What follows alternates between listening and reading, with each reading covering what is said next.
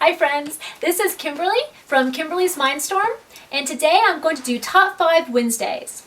If you don't know, this is a Goodreads group by Lainey from GingerReadsLainey, and I will put the group and her YouTube name down in the comment area or the extra area so you can look at that if you'd like to and join the group. This week's topic is disappointing eye candy.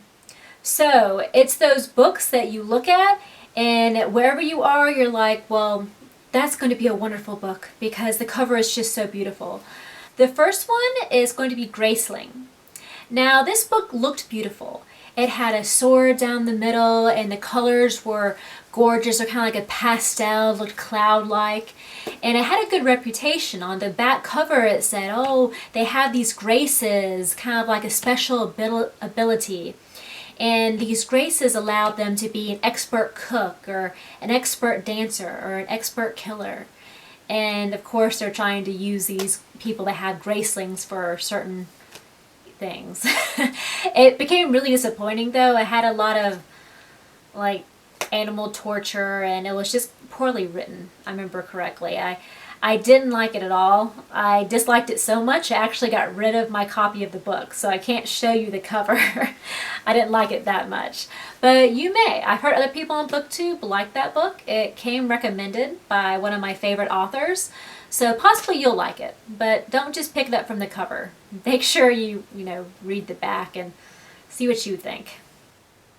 My number 4 book would be Tanith Lee's Wolf Queen.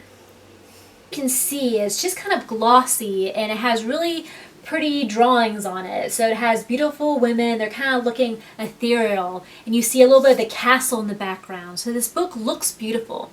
And this is, I think, the 3rd in the series. Now, I've read the entire series. I kind of got drawn into it. It's one of those that I would describe like a movie that you expect to get better, but it doesn't. So beware.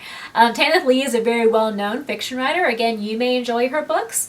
I got pulled into her books, but I can't say I enjoyed them. They're quite wacky, and they went into a lot of kind of almost weird situations. It's like if she needed a plot change, instead of there being a natural way that came about, there would suddenly be a hot air balloon that could float through the dimensions. I mean, it just kind of came out of left field.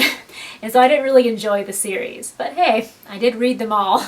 So whatever you think. Okay, number 3 for my disappointing eye candy would be the book Jinx by Meg Cabot. Again, this book just kind of caught me. She's looking backwards. You can't see her face. They have the gorgeous curls and the red hair and it looks like a moon.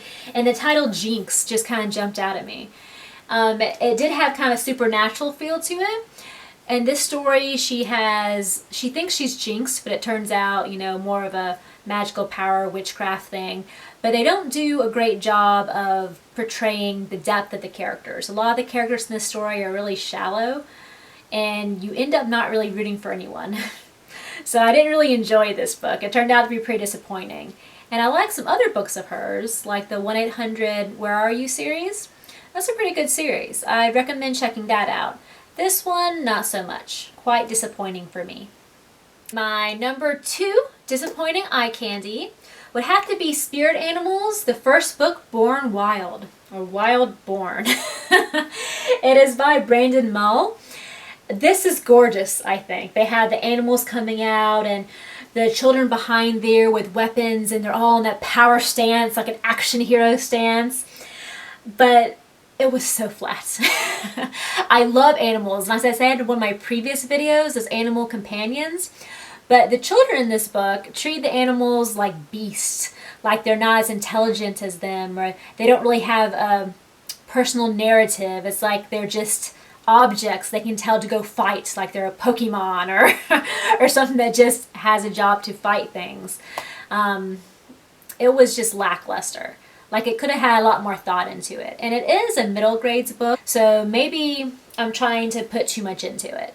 But I think even books that are meant for the younger crowd should still have some depth. I don't think you should play down to kids. I think you should, have a book everyone could enjoy.